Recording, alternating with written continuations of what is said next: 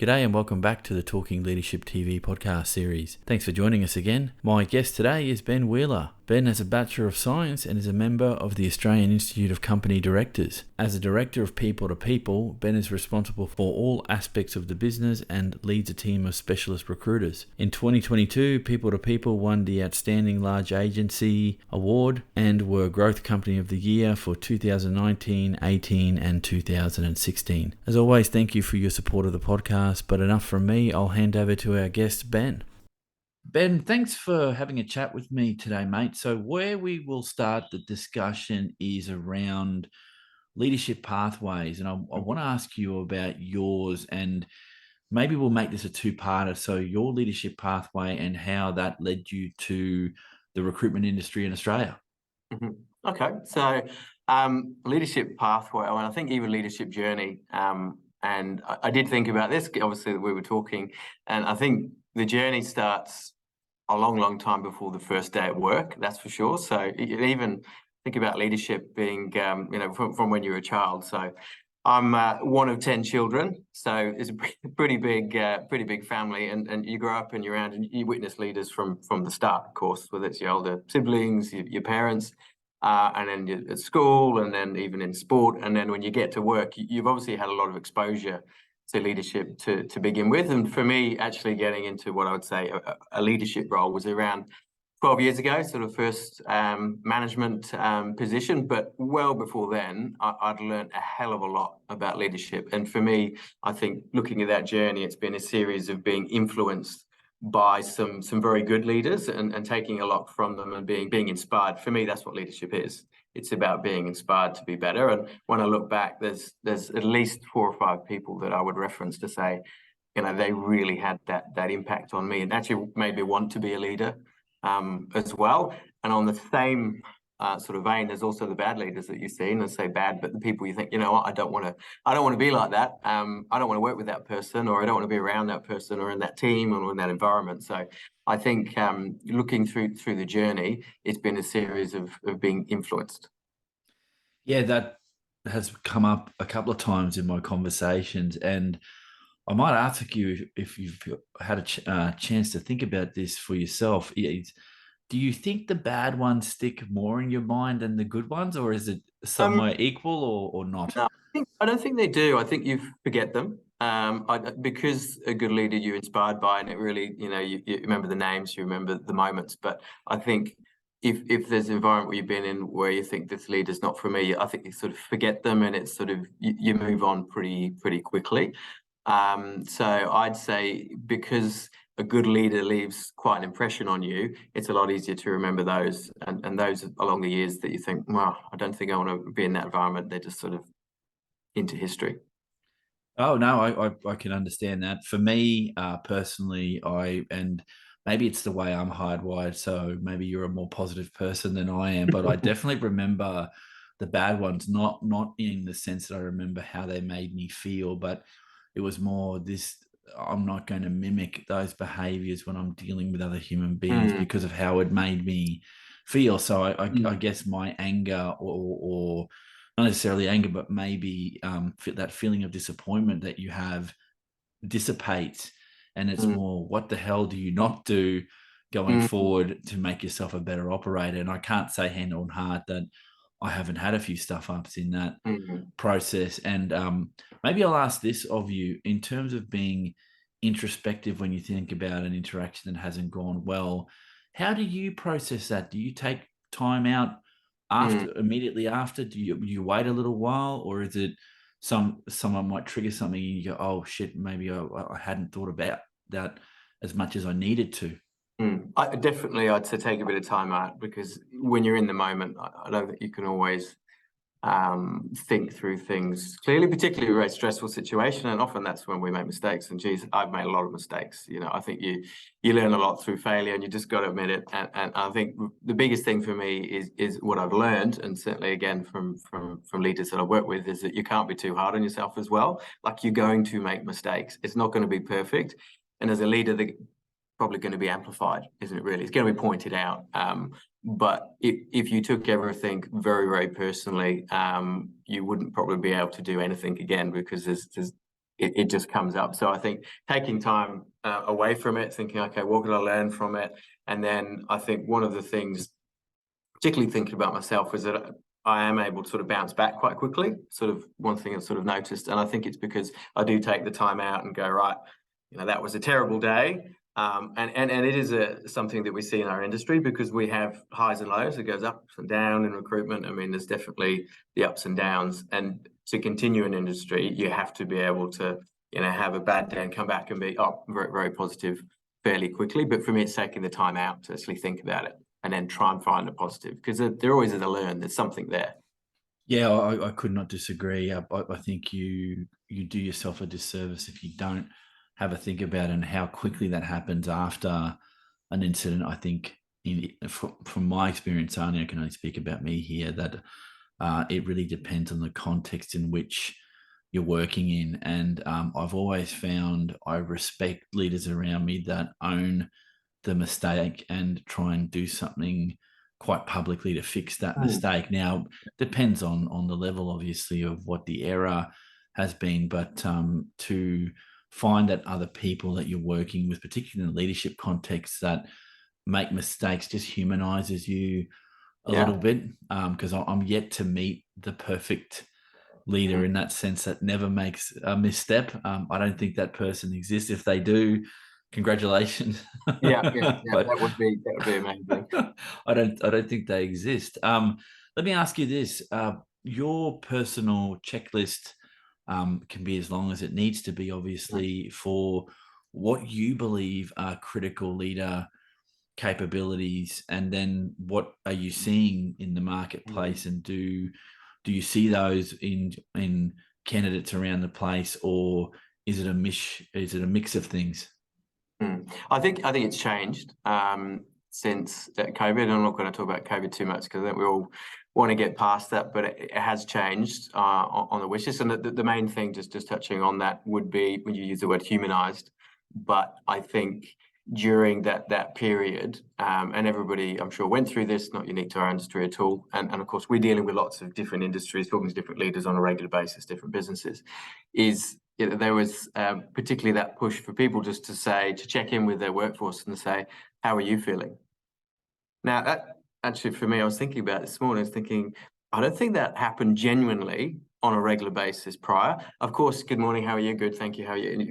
But do you really sit down and not say, how are you feeling about work? It was actually a question saying, how are you feeling? And it's the whole person. And when I think about it, I don't think those conversations really happened that much. So I think as a leader, there was quite a big switch to actually getting more into the person than just speaking work. So the capabilities that I'd say that are really important and thought when recruiting leaders, which is obviously on a regular basis, would be that ability to have a sort of an authentic and a real conversation. And in order to get the best out of people, I think you have to. You can't just say, someone seemed particularly upset today. Oh, is it to do with work? No, okay, moving on. You have to talk to the whole person and figure out what's going on. So I think being authentic and real is really important, and I think that's really come to the fore more than ever. That ability to inspire others, and I think it comes from having those conversations and learning what's important, and also being able to switch depending on the actual people. One of the biggest challenges I find is often, particularly in an executive role, CEO, for instance, they tend to be quite the driver, quite intense and sort of pushing, and they sometimes struggle to think, well, why isn't everybody like me? I don't get it. And I think the weakness there is not understanding that the motivation of the person. So say someone's in a different level role, and their focus might be that they want to just get the work done and go home, spend time with their family. That's the motivation. Whereas maybe this CEO, as an example, is I must hit this goal. I want to get this much, and maybe I'm going to get this huge bonus, and that sort of thing is different. So I think being able to understand the different motivations for each people is critical. And if you're just stuck in that one sort of sphere, you just see it again and again. You just get turnover below, because they push people, and they don't understand what the people are actually looking for. And if you don't know the motivations, it's just going to end up being a sort of a churn experience.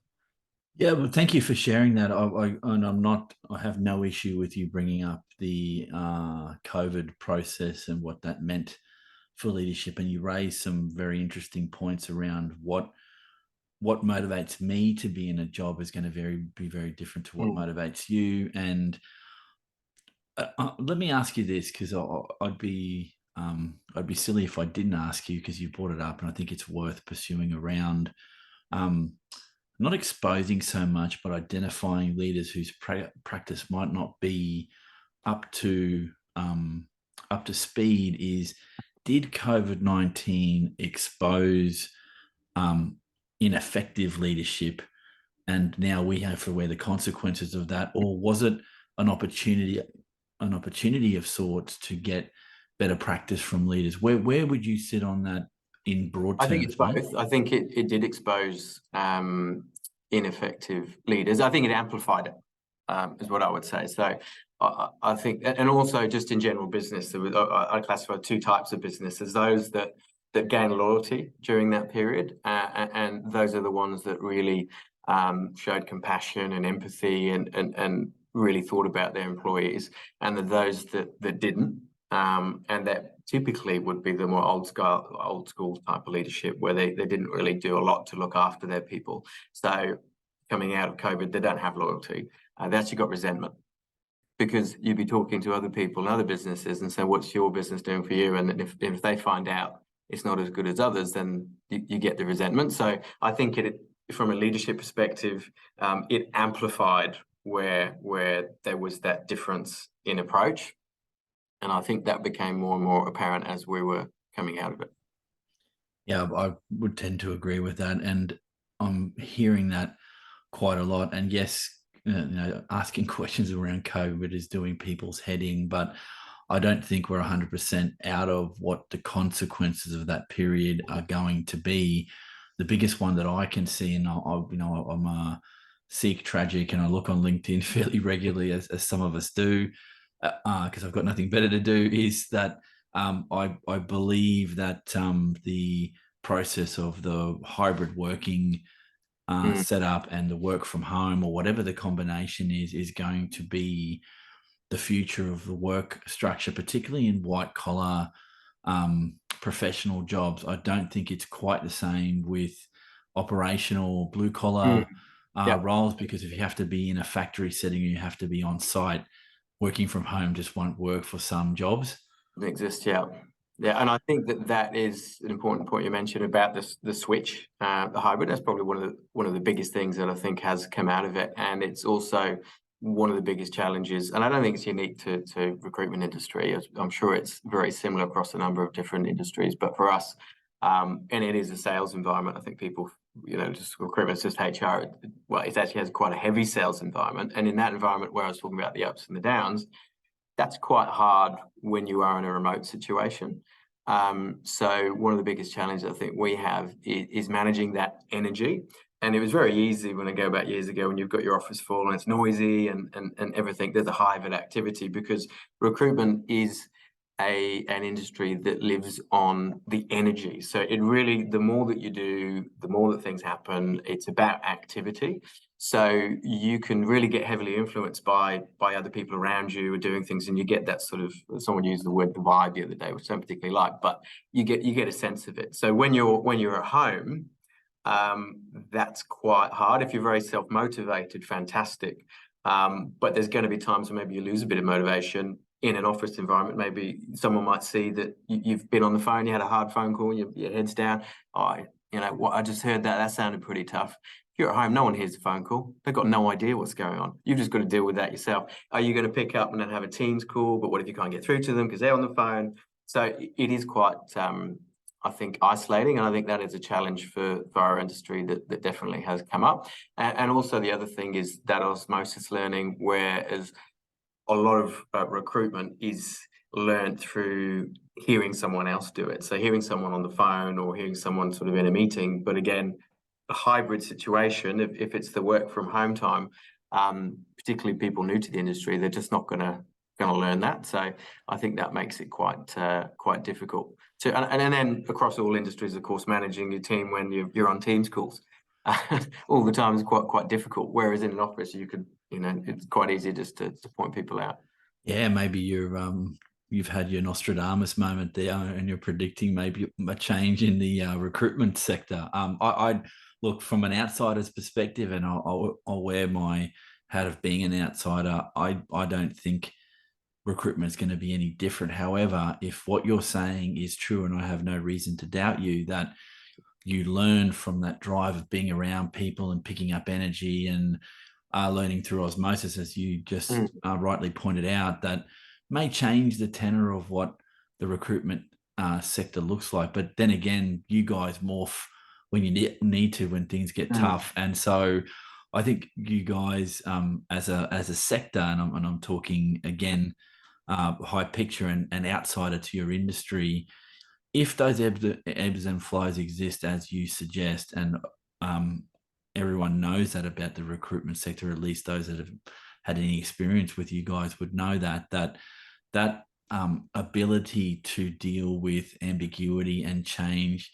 I think if that's not in your DNA, you're not going to survive potentially as a recruitment business. And as a leader, how do you manage those ebbs and flows? This is interesting to me, because you've opened the door for this. So I might as well ask you, how do you manage that ebb and flow in your industry? I would say, because as you're saying, the ups and the downs and the ebbs and flows, it's about trying to find the positive. And there is one. I mean, even during COVID, thinking, right, well, we had, to give you some context, 70% drop in the number of vacancies. Like everybody, a lot of business, but recruitment is quite sentiment based. So even we see sort of little fluctuations now. Confidence to hire people can change pretty quickly. So when that happened, it was thinking, right, what are we doing? We're definitely at a low here, and it was tough from a leadership perspective to find a positive. But then you think, well, hang on a sec, we can actually add value. Call all your candidates. I don't have any jobs right now. What I'm going to do? So you don't have to have a job, but you can re-engage with people, because there will be a point where it comes out of it, and obviously we've seen that. And there still is a positive to offering people advice, the people that have lost their roles, making sure they've got their CV ready. You're still doing something good, so there is a positive, and just give you a reason really just to keep going. So it's always trying to sort of, I suppose, lift the motivation up to a higher level, even when a lot of people would have, the world's going to end. It's horrific. And I think as a leader, that is the biggest sort of challenge when you have your ebbs and flows, and everybody will have them, even if we exclude sort of economic times. The amount of times where things just don't go your way. And I think in our industry that you could do the dealing with people as if there was, you could call them a product, your product can change its mind, not turn up. And if that happens, and dealing with people it does, it's on the recruiter as the middle person to sort of wear that. And that might be completely outside of their control, because of course no one can control people. But it's hard to take when you think, I've done everything I possibly could, but it's still my fault. And I think in this industry, you've got to be able to work through that. And if you're very forthright, so that's not fair, and you can't bounce back from it, then you shouldn't be in this industry. There's no way you'll last, because it will happen on a regular basis. You've got to be able to go through it, and then bounce back from it, because there's quite a lot of rejection that we deal with. Yeah, and that's yeah. Look, I hadn't thought about that element of it, and listening to no's or things not happening the way you want, or that rejection piece that you've just talked about, then yeah, that could be detrimental to keeping a positive mindset. But if you understand that that's part of what it is to work as a recruiter, this idea of being resilient in that context, you've got to build that resilience obviously over time, and somebody has to tell you this is normal. We'll get through it, and here's a strategy to do it. And this leads, I don't think for me to ask the following of you, if I could, Ben, around what motivates you to get up in the morning and do the job that you do as a leader, and seeing that in big terms, like what sparks your interest to do what it is that you do? I think, first of all, as a leader, and this could apply to any area, it's what motivates me is seeing where you have someone that might not believe that they can do something, and it's a bit, I'm a father, got 2 children, and not making the stuff children, but when someone says, "Oh, I can't do this, I can't do this," and then they do, and then suddenly that belief sort of comes, and in a work context, you can see that people going out of their comfort zone just that little bit, and then they learn, they get better, and it's immensely rewarding to see people achieve things when perhaps they didn't feel like they had the ability or weren't able to do it. And I think, again, going back to sort of my journey, that's what had the biggest impact on me, and people showing some belief in me, inspiring me to do something that's a little bit uncomfortable, and you go, oh, actually, I can do it. And for me, that is massively rewarding to see others achieve. And then in the general, I'd say the industry, I really enjoy it because it changes so much in the day-to-day. You never know what's going to happen dealing with in the people business. So there's always something that comes up that you couldn't have foreseen, but it keeps it really interesting. And you're always, I think, challenged. And for me, if I was in a position where I'm not out of my comfort zone, it's actually, and I was in a role for a period of time, and it was probably the toughest part of my working career, because I just felt like I was going nowhere. I'm not being challenged, and it was really, really tough. Whereas in this job, you're always challenged, so it sort of feeds I think what I need to be pushed and made to sort of think on your feet. Yeah, I've often thought, again, outside of looking into the recruitment industry, that those that are seriously successful in recruitment are a mix of leader and entrepreneur in some sense, because your appetite for risk and your appetite to deal with change is a little different to the average person. So for me, working in your industry would be a nightmare for me about what does success look like, constant rejection, having to pick yourself up all the time, and being able to deal with that nuance of change on a regular basis would be quite draining for someone like me, particularly being an introvert. So generally across every level of the business, you'll find, because the people business, we would attract extroverts, certainly more than introverts. With leaders, there's certainly some that would, particularly talking about the hybrid office environment, they really do need the energy of other people. And I know one in particular that is exactly true. But for myself, I would say I don't necessarily need to feed off others, quite self-motivated. So I wouldn't say it has to always have to be an environment where we're around people. So a hybrid situation, I actually think, has been a fantastic thing, and I think it's great, because the role itself does take a lot of your, what I call, social battery. And I'm an extrovert, but I'm not an extreme extrovert. So I don't need to get my energy from other people. I enjoy the interactions, but I also need that downtime. I really do. And if I don't get it, wow, I know about it. So I'm pretty strict about it, that I'm calling it. I need to go and have it. I've been at conferences and so on, and think, right, I'm going to need to put aside some time just to sort of recharge your social battery, because it runs out. Whereas an extreme extrovert, they don't stop, do they? They're like, where's the next party? Where's the next thing? They're sort of onto it.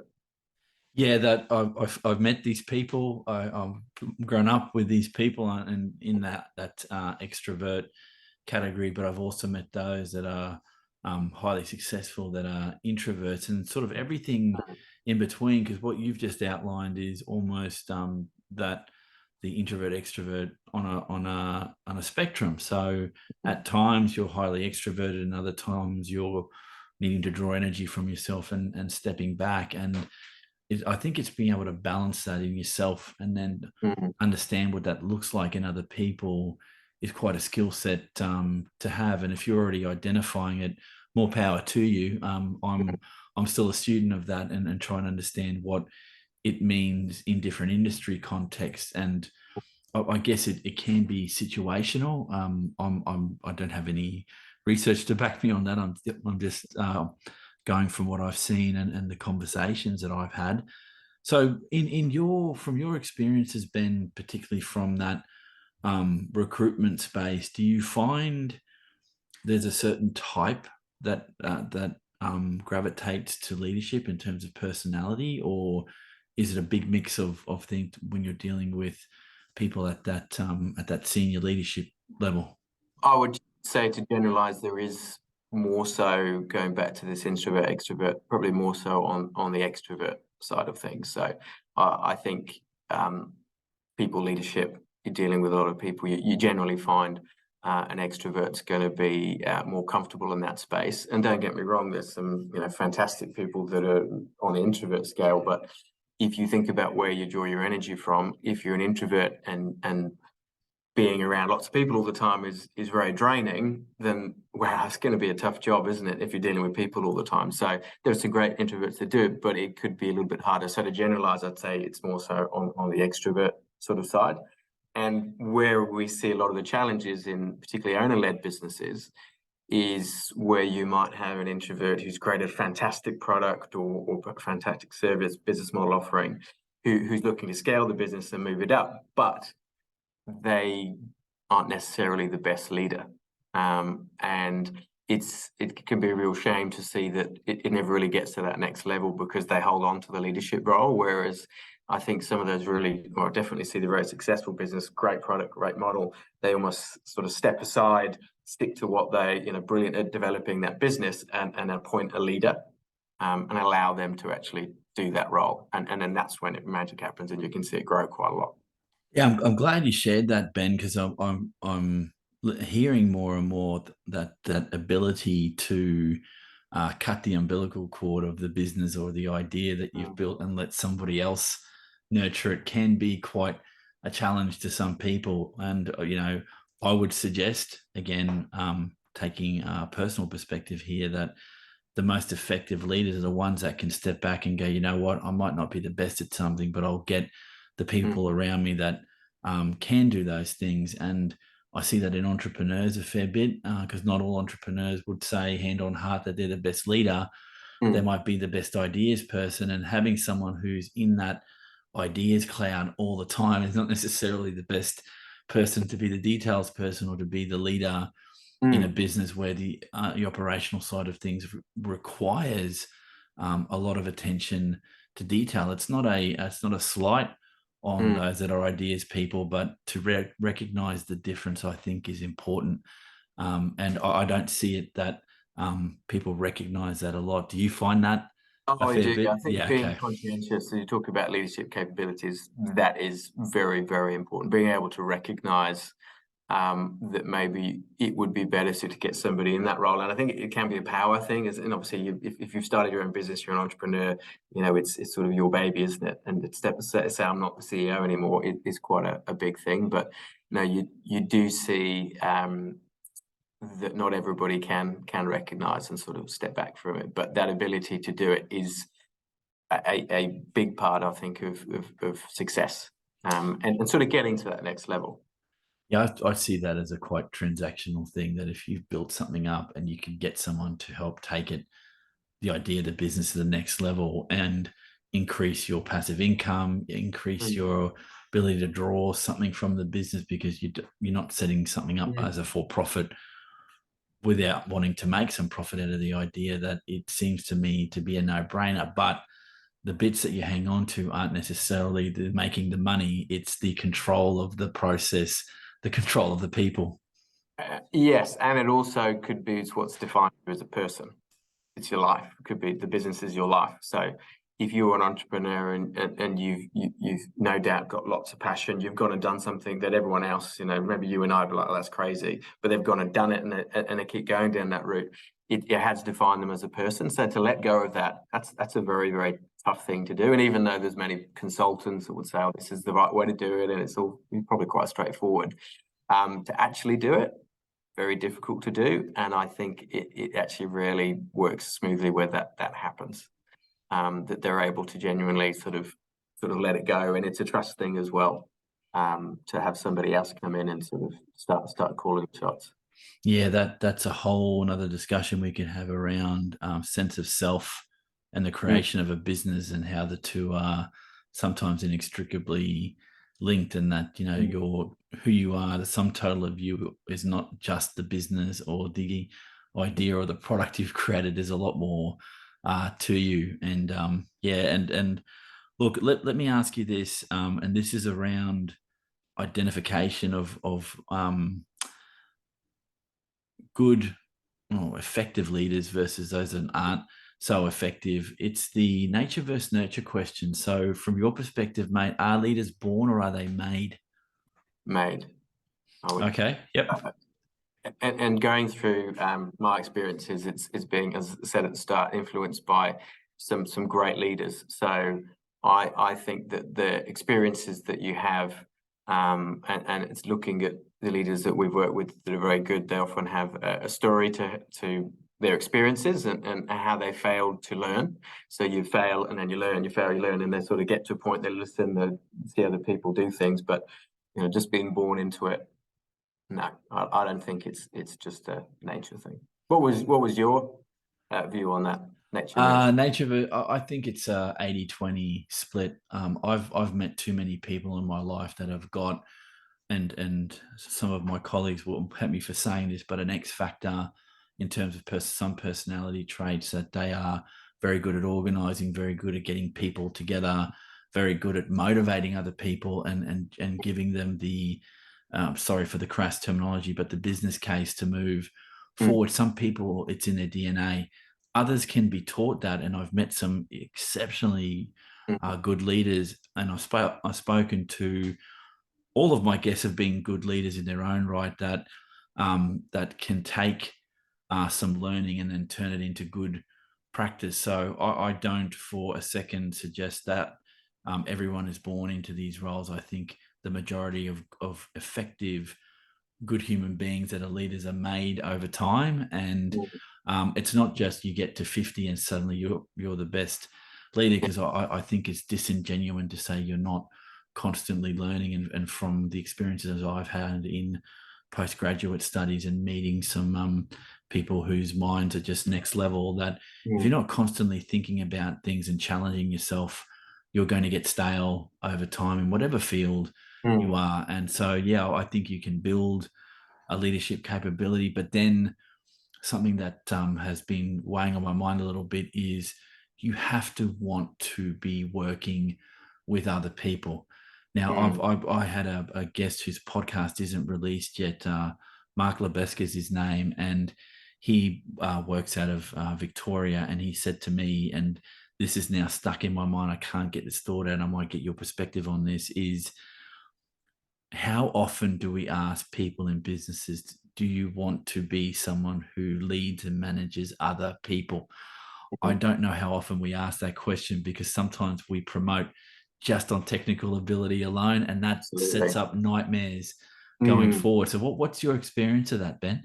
Well, we do quite often actually. So the reason is because again, technical, it'd be more so if you're obviously very good at recruiting, and we have sort of the two pathways, and I think this has existed in our industry for many years. In fact, I remember it when I first started, and they explained to me in an interview process, you either could go down the route of being very good at just recruiting yourself. You get to that sort of level where you can be very successful, of course, be a subject matter expert, and that's fantastic. Or you can go the other route, which is leadership, and it's pretty straightforward how that works. Doesn't mean that always goes exactly to plan, because, like you were talking about, perhaps if somebody is very good at one thing and then says, "But I want to be a leader," what if they don't have the capabilities, that level of conscientiousness that I said? It go pretty terribly wrong, and it can be quite difficult for them to realize, oh, I'm not used to this. I'm very good at doing this, so I should be very good at that. And it can be quite a difficult experience for them to go through. In fact, the whole business, and even if you work for the person, it can be very difficult too. So I'd say, even though we talk about it and it's open, you can definitely see the hardest thing, I think, is when someone's thinks, I've got to be a leader because this is the right thing to do, and I want to be able to, be a CEO one day, when it's not necessarily the only path. It's just people think this is what I should be doing. Yeah, and that for me, again, this is a personal view. I think that's sometimes the failure of leadership in the business, that the leader is not setting an example for more what is a good career plan for Mm, you. What does that look like? Not and don't get me wrong, not setting the plan for the person, but giving them a roadmap to go, so where do you want to be in 3 to 5 years? I know that's an old hat question, but I think it's worth bringing up, that mm, how do you want to develop, and maybe you'll get the person that turns around that you think is going to be an exceptionally good leader. They go, oh, I love being a technical person. I Mm. don't want to lead other people. I don't want all of the psychological crap that goes with being a leader. I don't want any of that. And Yeah. I think if you ask that question more often, you might be surprised that some people will go, look, happy to move up in the world, and an increase in pay is quite nice, but Mm. it's maybe not what I want to do Mm. forever. And the resistance to asking that question, I know why that is, and I get the practicality to having a business where you trust the people that you've got, but some people just should not be leading other people. Oh, They're just not made for it, you know? yeah, absolutely. And I think maybe it's unique to our industry to an extent, but when it comes to pay, I would say certainly isn't as if you're going to be earning less going down the as you might call it, technical route. Actually, could be earning, in many instances, it happens more, quite a bit more. Um, so it's not always a question of sort of, I suppose, getting your pay and increasing that. You must take it to move up the sort of the chain. You can actually in industry earn a lot more, getting very, very good at one particular thing, and it doesn't just have to be a change in title. I would say per se. And it's interesting you say about the don't want to deal with all the psychological aspects. One of the things that we have seen with, again, going back to this, how are you feeling? How are you? I think that has made people that are sort of moving through their careers look at that and say, oh, God, I don't know whether I want to deal with all the people issues and concerns, because as a leader, by going back to looking at more the whole person than ever, and particularly around mental health. And I think it's fantastic that we're all talking about it more than ever. It's really important. It's a great thing. But what I've seen as a challenge across all industries is you see, and you still see it now, but you saw it particularly during COVID, that leaders would be asking these questions and all of a sudden get all this information about things that aren't necessarily work, about people's personal lives and everything like that. And there are many that took on too much. They're almost as if become counsellors. We're not qualified to do it. They don't really know how to do it. They're giving out advice, and it became very draining for them, and then it affected their mental health and brought them down. So I think that was something that a lot of people went through, that had to sort of step back and say, "Hey, that's actually, I'm not a psychologist. I can coach the work aspect. Of course, to do that, I need to know, the whole person, but there is a limit to it. Whereas others just, I think, can go too far. Yeah, it was good, and thank you. Or what I meant to say is thank you for bringing that up. The issue around mental health and leaders being at the middle, at the forefront of that, and asking some very basic questions, like you said, "Hey, are you okay?" And you're not asking necessarily about the job, but "How are Right. you?" Just generally is not a question we're often asking, and I think it is worth that response. And I have personal experience of this through colleagues in previous industry that will still call up or send an email going, "How are you?" Not how's are you making money? What are you doing with the consultancy? None of that Yeah, bullshit. yeah, Sorry, mm, sorry for the language. None of that bullshit. It's more, how are you going? Or they'll pick up a phone and go, how's home? How are you? How's your mm, health? All of that stuff. The ability for someone to take some time out of their day to do that is an amazingly good human thing to do, but mm, it's also a good way to then for you to reverse that question and ask the person who's asking you, well, how are you mm, doing? How are things going for you? And mm, it's just a simple thing that human beings can do. Now, everything else that you mentioned about you're not a counselor, you're not trained on this, that's where I think there's some gray issues around how much advice do you give to mm, someone who might self-disclose, hey, I've got a family issue that I'm dealing mm, with. Someone is unwell. There's some domestic violence mm, happening at home. These are things where you need to know how to escalate and get them the help that they need, but not necessarily from you, because underqualified is a big issue here around how do you give advice around good mental health without then crossing some lines. But again, going back to the most basic element of it, and you brought this up, and I think it's worth again talking about, is just asking that simple question, "How are you?" mm. without the work BS that goes with it, is really important. It is really important, and I think there is definitely an element of you've got to be very mindful about how you react to certain responses, because there could be some very confronting, very serious things where you have to take action. And in fact, I was at a forum yesterday with new legislation for Queensland coming in, and it's pretty much everywhere on psychosocial risk.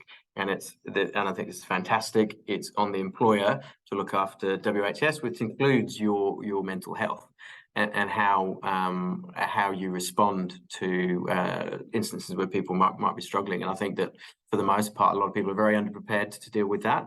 And I think coming out of COVID and now talking about it as managers, they're like, wow, I don't really know what to do here. So we've certainly tried our best in our business to say, hey, that there is a point and these are the actions that you need to take. It's something that can't be left. It's really important. And I think everyone talking about it is better than ever. We work with a charity, Responsive Mental Awareness Foundation, and it's been really good to see how they've really raised that awareness of just having that conversation. Good that you're doing that. It's good to hear that you're pairing up with another organisation to have those conversations. And yes, I've actually the third podcast in this series was talking to Jonathan Mamerel, who talked about the issues around what's coming around psychosocial safety in the workplace. And again, hazarding a guess here, I would say there are a lot of businesses that would not know that this is something that they need to be cognizant of. And it's not to the point where you need to hire a psychologist and embed them in the business. It's more if you see some telltale signs that need to be acted on, then it's now incumbent on you to try and act on those things to the best of your ability and to be seen to be giving us stuff, because you're dealing with human beings, right? And the fact that this had to be introduced as legislation suggests to me that it's not done well. And, maybe this is something to keep having in-depth conversations on. But again, we could go down the rabbit hole here, Ben, and this podcast is about you. So let me ask you the final question with crystal ball stuff here, going back in time. If you could go back to a 20-year-old Ben to tell him about what makes an effective leader, what would you say to yourself? I would say that be yourself. Yeah, don't think you have to necessarily mimic somebody else, even though the influence I talked about at the early stage of my career. Just be yourself, be natural with it, because people will know if you're not. Don't try and mimic exactly somebody else. Go back, understand what your values are, and I've spent quite a bit of time in doing that. And I sort of worked out fairly on in my career, if I flex on those, you feel really uncomfortable. It's horrible. It's not a nice position to be in, and I've done it. I've definitely done it. And I've learned that I'm not gonna go down that route. I'm gonna stick to sort of values where I feel comfortable. Be authentic, be yourself, and that's what I'd say would be the advice for the 20-year-old, which is a long time ago. You and me both, mate. I'd like to thank Ben for sharing his leadership insights with us today. I was very interested in that idea of being motivated and being challenged in a role, particularly in the leadership context. Thanks again for supporting the podcast. If you can, please drop a like or subscribe. But more importantly, look after yourselves, have a great week, and we'll catch you all on the next episode of Talking Leadership TV.